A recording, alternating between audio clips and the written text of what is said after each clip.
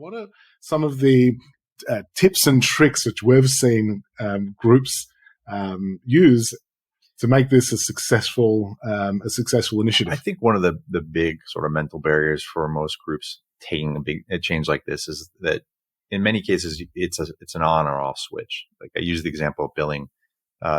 If you install a new system, it goes from Friday it was one thing and Monday it's something new, and everybody has to be ready to go. And there's a lot of prep and a lot of angst around that and things that can go wrong. So understandably, you got to really think through that change.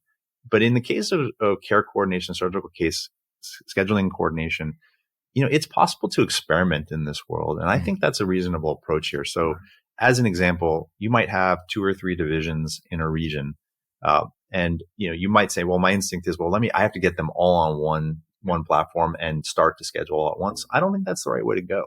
You could, for example, say, well, let me take one subspecialty within my area, right? My retinal specialist, or maybe my foot and ankle specialist or something, depending on your surgical specialty. And because they have a lot of standardization of process and the types of cases they'll see, you can say, well, let me carve out just this group here. And let me try to centralize across those 3 divisions onto a couple of schedulers.